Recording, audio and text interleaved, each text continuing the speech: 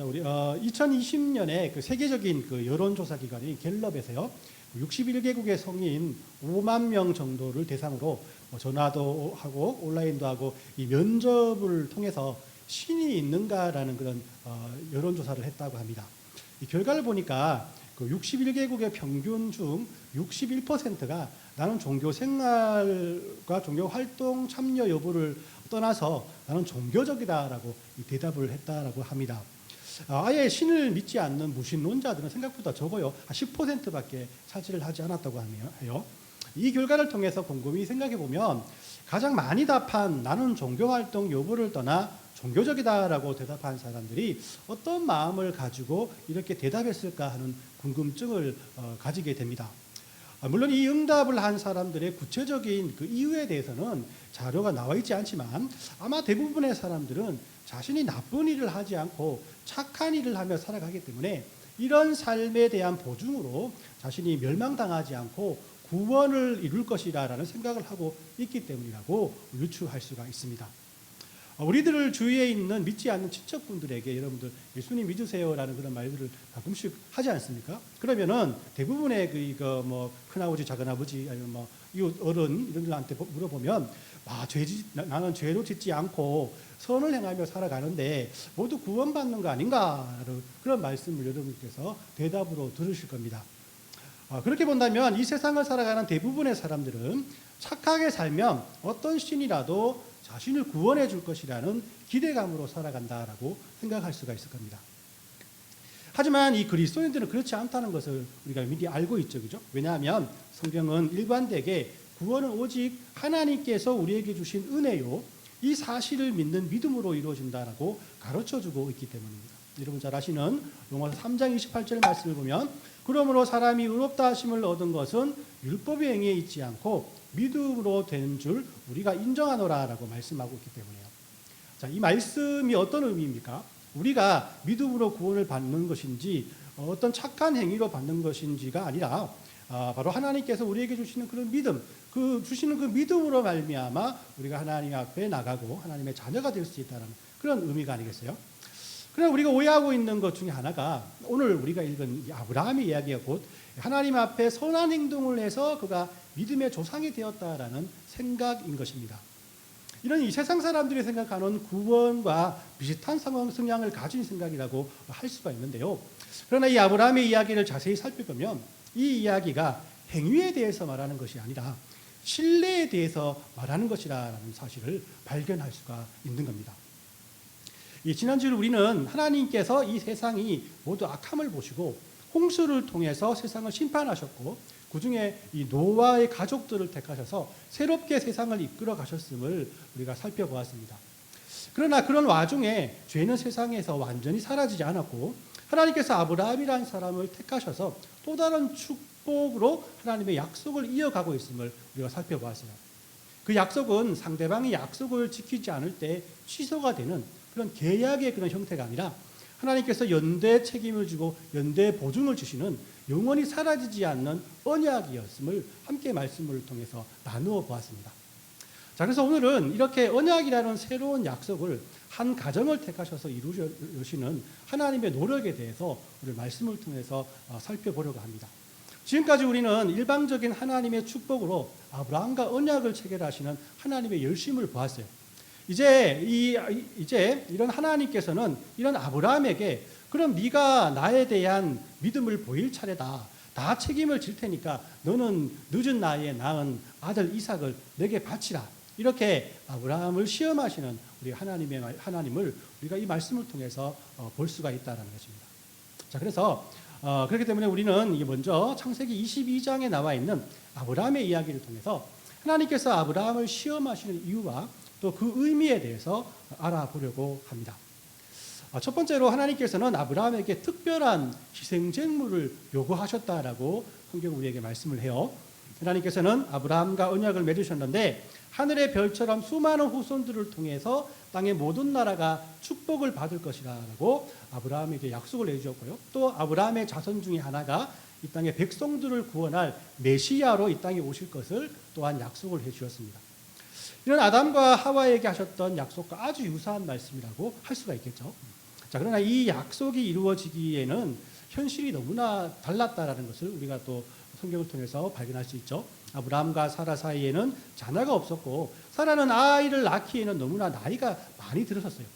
전에 가서 아비멜렉이라는 왕이 사라를 위협하기도 했고 사라가 이 약속을 지키지 못하고 자신의 몸적인 하가를 통해서 이스마엘을 낳으면서 하나님의 약속이 위협받기도 했다라는 것입니다. 하지만 결국 하나님께서 사라를 통해서 이삭이라는 아들을 주셨고 이것이 하나님의 약속을 이루는 첫 사건이 되었다라고 성경은 우리에게 말씀합니다. 여러분들 얼마나 기쁘고 신나는 일이겠어요, 그죠?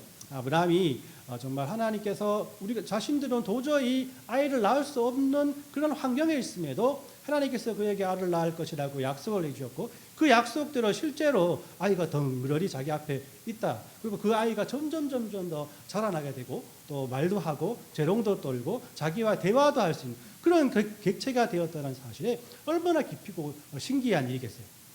자, 이렇게 아브라함이 하나님에 대한 신뢰도가 뿜뿜 올라갔던 그런 시기에 하나님께서는 아브라함에게 그를 시험하는 시험을 주었다라고 성경이 말씀하고 있다는 것입니다. 이 시험은 아브라함을 유혹하기 위한 시험이 아니라 아브라함이 정말 나를 탄탄하게 믿고 있는 믿음을 가지고 있는가라는 그런 테스트의 의미를 가지고 있다고 할 수 있어요. 하나님에 대한 믿음이 이삭을 얻었기 때문인가 아니면 하나님 그분 자체를 신뢰하는가에 대한 그런 시험이었다라고 할 수 있는 겁니다. 2절 말씀해 보면 여호와께서 이르시되 내 아들 내 사랑하는 독자 이삭을 데리고 모리아 땅으로 가서 내가 내게 일러준 한 산 거기서 그를 번제로 드리라. 이 하나님의 그런 요구는 청천벽력 같은 그 요구였을 것입니다. 주실 때는 언제이고 또 도로 가져가십니까? 그것도 그냥 가져가시면 되는데 번제로 드리라니 번제로 죽이라는 의미 아닙니까? 그죠? 이해가 되지 않는 하나님의 요구에 아브라함은 고민했을 것입니다. 하지만 아브라함의 결단은 매우 짧았어요. 3절에 보면 아브라함이 아침에 일찍 일어나 나귀의 안장을 지우고 두 종과 그의 아들 이삭을 데리고 번제에 쓸 나무를 쪼개 가지고 떠나 하나님이 자기에게 일러주신 곳으로 가더니라고 이렇게 말씀을 합니다. 저 같은 경우에 이런 그 제안을 받았을 때 밤새 고민하다가 누구에게 이 말을 했을까요? 물론 제 집사람에게 먼저 얘기합니다. 그죠? 그리고 학수고대하며 걱정하다가 또 누굴 찾아가요? 믿음직한 그 지인들을 찾아가고 또 지혜를 구하고 신중히 이 일에 대해서 고민을 했지 않겠습니까? 그리고 결단을 하기 위해서 40일 금식도 하고 100일 새벽 기도도 하고 벌써 140일을 연장했잖아요. 그죠? 그렇게 계속해서 10년이고 20년이고 이런 하나님의 결단에 대해서 계속해서 끌고 갔을 것입니다. 하지만 아브라함은 일어나자마자 사라에게 자기 아내에게 협의도 하지 않고 두 종과 이삭을 데리고 번제에 쓸 나무를 준비해서 휴대폰도 끄고 카톡도 끄고 기본 길을 떠나게 되었다는 거예요. 이 3일 동안의 길을 가니까 제사를 드릴 그 모리아산이 나오죠. 그죠? 아브라함은 종들에게 나귀를 맡기고 제사들을 드리기 위해서 아들과 함께 산에 올라갑니다. 땔감을 이삭에게 지게 하고 자신은 불과 칼을 들고 올라가고 있는 것이죠. 그러다가 아브라함의 믿음을 흔들 만한 이삭의 질문을 받게 됩니다. 7절 말씀을 보면 이삭이 그 아버지 아브라함에게 말하여 이르되 내 아버지여 하니 그가 이르되 내 아들아 내가 여기 있노라. 이삭이 이르되 불과 나무는 있거니와 번제할 어린 양이 어디 있나이까? 라고 이렇게 묻습니다. 아들 이삭은 불과 나무는 있는데 번제할 어린 양이 어디 있냐고 아버지께 물어보죠. 아무리 비정한 아버지라고 그죠? 하더라도 재물이 바로 너야라고 하면서 호러물처럼 대답하지는 않을 겁니다. 아마 이 말에 마음이 무너지지 않을 부모가 어디 있겠습니까? 그래서 아브라함은 8절 말씀으로 이렇게 대답을 합니다. 아브라함이 이르되 내 아들아 번제할 어린 양은 하나님이 자기를 위해서 친히 준비하시리라 하고 두 사람이 함께 나아가서라고 말씀을 합니다. 하나님이 자기를 위해서 친히 준비하시리라. 하나님이 자기를 위해서 친히 준비하시리라. 그렇게 번제할 곳에 도착한 아브라함은 아들을 묻고 제단에 올려놓고 아들을 잡으려고 칼을 들게 되죠. 그 순간 우리가 잘 아는 것처럼 하나님께서는 아브라함을 두 번 부릅니다. 아브라함아 아브라함아. 12절 말씀에 사자가 이르되 그 아이에게 내 손을 대지 말라. 그에게 아무 일도 하지 말라. 내가 내 아들 내 독자까지도 내게 아끼지 아니하였으니 내가 하나님을 경외하는 줄을 아노라라고 말씀을 합니다. 아브라함에 대한 하나님의 시험은 이렇게 끝이 납니다. 하나님께서 요구하셨던 것도 그것을 끝까지 순종하는 아브라함도 지금까지 우리가 볼 때는 이상하게 보일 만큼 하나님의 시험은 우리들의 상상을 초월하는 것이었습니다. 우리는 이 사건을 두 가지로 해석할 수가 있습니다. 하나는 하나님에 대한 진정한 신뢰를 아브라함이 하나님께 보여했다는 것이고, 또 다른 하나는 하나님의 약속에 대한 신뢰를 하나님께서 아브라함에게 보이게 해야 했다는 것입니다. 일단 아브라함에 대한 하나님의 신뢰는 그의 순종을 통해서 이미 증명이 되었죠. 자, 그리고 두 번째로 하나님께서는 아브라함의 약속에 대한 아브라함의 신뢰를 위해서 재물을 미리 준비해 주시는 그런 은혜를 그에게 베풀게 된다는 것입니다. 하나님께서 아브라함에게 자신의 믿음을 보여주기 위해 이삭을 대신할 재물을 미리 옆에 준비해 놓으셨다는 것이죠. 하나님의 천사가 아브라함을 제지한 후에 아브라함은 가시덤불에 걸린 수량을 보게 돼요. 아브라함은 이삭 대신 수량을 바쳤고 그 장소를 여호와가 준비하시리라라는 뜻을 통해서 여호와 이레라고 부르게 되었다라는 것입니다. 여기서 우리가 주목해 보아야 할 것은 아들을 데리고 산으로 올라가는 아브라함의 마음이겠죠. 그가 억지로 아들을 데리고 산 위를 올라갔는가, 아니면 실제로 하나님께서 모든 것들을 해결해 주실 것이라는 믿음으로 올라갔는가가 가장 중요한 것입니다. 이는 그가 산을 올라갈 때 아들 이삭에게 한 말에 대해서 확신을 가질 수가 있죠. 이 8절 말씀에 보면은 아브라함의 아들에게 다시 한번 말합니다. 하나님이 자기를 위하여 친히 준비하시리라라고 대답을 해줬죠. 여기에서 우리는 아브라함이 하나님을 믿는 믿음으로 산으로 올라갔다라고 확증할 수가 있어요. 하나님은 아브라함을 위해서도 그렇지만 아브라함과 약속을 한 자신을 위해서도 어떤 것들을 미리 준비해 주셔야 할 그런 분이셨음을 그가 분명히 믿고 올라갔다는, 당연히 하나님께서는 아브라함을 위해서 수량을 미리 준비해 주셨던 것입니다. 우리는 이런 하나님과 아브라함의 믿음의 관계를 기도를 통해서 체험할 수가 있습니다. 우리가 기도하는 것은 하나님께서 응답해 주실 것을 믿는 믿음으로 기도하는 것 아니겠습니까? 아무런 담보도 없고 아무런 서약서도 없습니다. 그렇지만 우리는 하나님께서 우리의 기도를 들어주실 것이라는 그 믿음을 가지고 하나님 앞에 기도하죠. 이것들을 봤을 때 우리가 기도한다라는 것은 정말 하나님께서 약속하신 그 산으로 올라가는 그 아브라함의 길과 이삭의 길과 동일하다고 할 수가 있습니다. 하나님은 이런 우리들의 믿음을 보시고 비록 산을 올라갈 때 힘들고 고단하지만 언제나 응답을 산 위 정상에 준비해 놓으시는 분이 하나님이시라는 것입니다. 비교는 되지 않겠지만 우리가 기도의 산을 올라가 정상에 도착했을 때 미리 준비해 놓으신 하나님의 응답을 확인하며 우리는 여호와 이레라는 고백을 하나님 앞에 할 수밖에 없다라는 것입니다.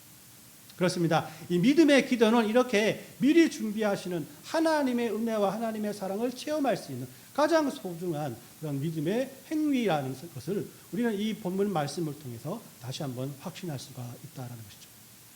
마지막으로 아브라함의 이 사건은 하나님께서 미리 준비해 주신 미리 모든 것들을 준비해 주신다는 것을 믿으라, 신뢰하라라고 하는 하나님의 명령이라고도 할 수가 있습니다.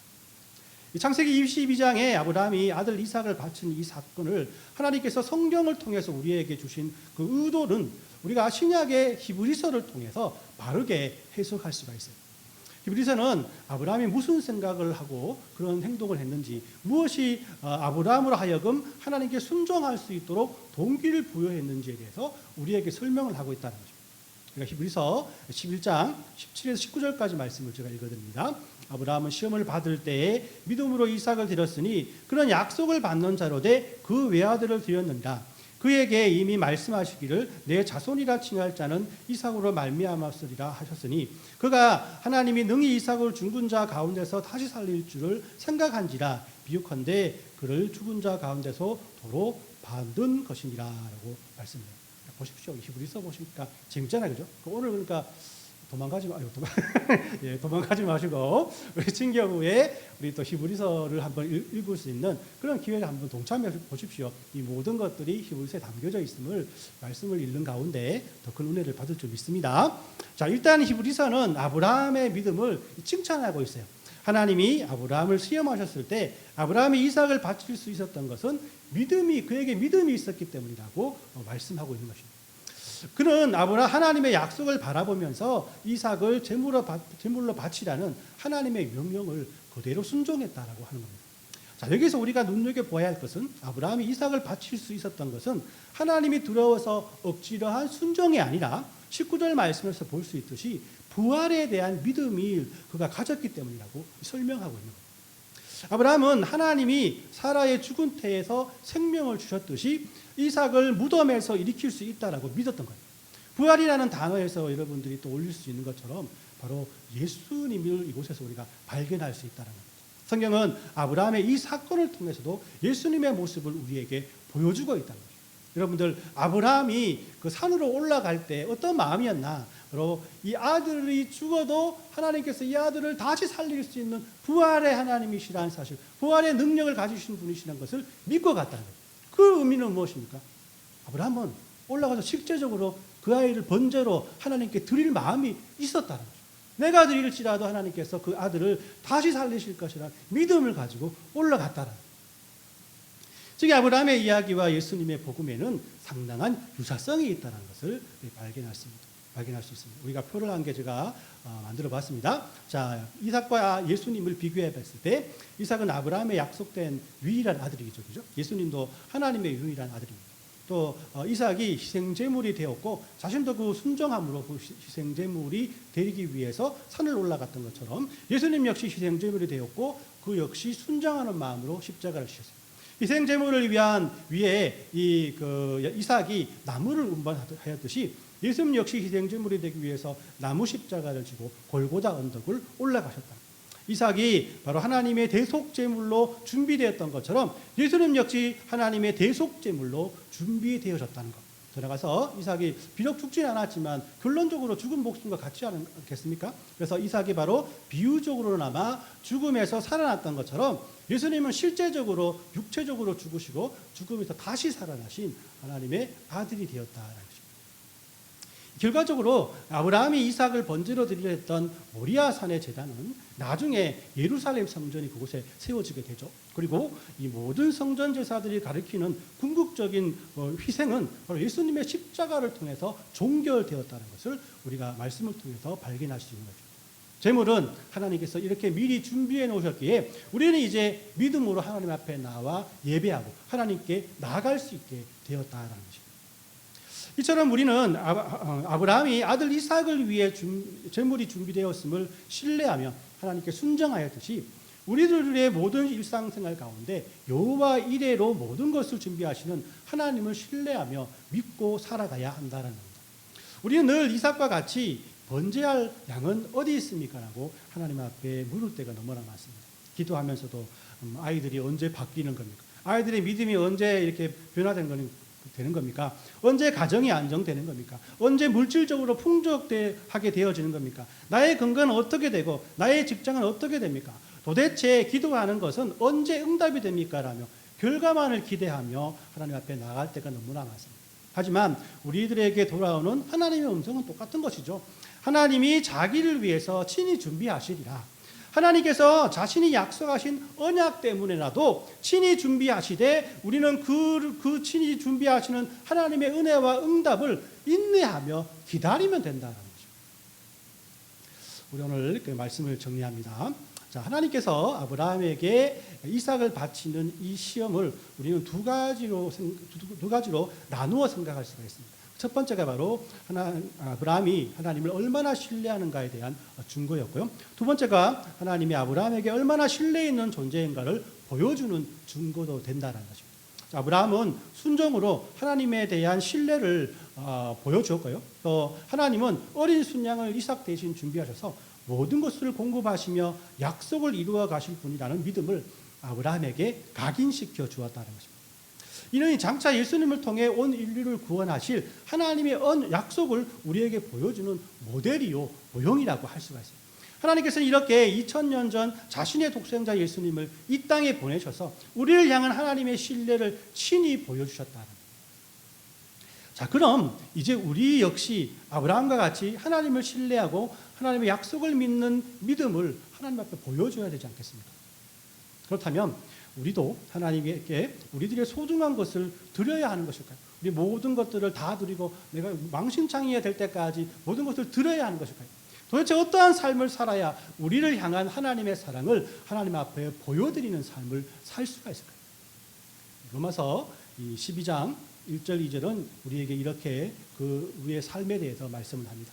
그러므로 형제들아 내가 하나님의 모든 자비하심으로 너희를 권하노니 너희 몸을 하나님이 기뻐하시는 거룩한 산제사로 드리라. 이는 너희가 드릴 영적 예배니라. 너희는 이 세대를 본받지 말고 오직 마음을 새롭게 함으로 변화를 받아 하나님의 선하시고 기뻐하시고 온전한 뜻이 무엇인지를 분별하도록 하라라고 말씀을 하고 있는 겁니다. 우리가 하나님께 드릴 신뢰의 모습은 우리들의 삶을 거룩한 산제사로 드린 것이고 이 시대를 본받지 않고 하나님의 뜻이 무엇인지를 분별하며 살아가는 모습이라고 성경은 우리에게 분명히 말씀하고 있는 겁니다. 거룩한 산제물이 되는 삶이 바로 무엇입니까? 12장은 영적 예배라고 우리에게 말씀을 하고 있습니다. 하나님의 뜻을 분별하고 살아가는 삶이란 것은 하나님의 말씀을 읽고 묵상하고 말씀을 통해서 기도하고 말씀을 사모하는 마음으로 하루하루 살아가는 우리의 삶을 말한다고 성경 우리에게 분명히 말씀하고 있는 것입니다. 이렇게 하나님은 우리에게 아브라함과 같이 가장 소중한 것을 달라고 요구하고 그것을 믿음을 증명하는 증거라고 우리에게 말씀하고 있지 않나. 우리는 이런 하나님을 생각하며 하나님의 말씀에 순종하기가 두렵고 떨린다라고 말하기보다는 하나님께서 우리의 믿음을 보여주는 것은 그렇게 어렵지 않는 것이라는 사실을 하나님 앞에 고백해야 하는 것입니다. 우리의 삶 속에 하나님을 늘 생각하며 세상을 따라가는 삶이 아니라 말씀으로 구별된 삶을 살아가기 위해 노력하는 것이 우리에게 주어진 하나님의 자녀로서의 삶이라고 분명히 우리는 마음속에 간직해야 한다는 것입니다. 그래서 이번 한 주간은 우리 모든 성도들이 하나님께 우리의 믿음을 증명하는 삶을 한번 살아봤으면 좋겠습니다. 하지만 염려하지 마십시오. 하나님께서는 우리들의 연약함을 잘 아시는 분 아니겠습니까? 하나님께서 무리한 것을 요구하시는 그런 하나님이 아니심을 성경은 분명히 우리에게 말씀하고 있지 않습니까? 그렇기 때문에 말씀이 좋아 말씀을 읽고 기도가 좋아 기도를 하고 예배와 찬양이 좋아 교회 공동체를 찾는 그런 믿음의 생활을 우리가 하며 살아갔으면 좋겠습니다. 이것이 아브라함의 이야기가 우리에게 주는 귀한 교훈이라고 할 것입니다. 이런 하나님의 은혜가 저와 여러분들의 모든 삶 속에 넘쳐나시길 예수님의 이름으로 축원합니다. 아멘.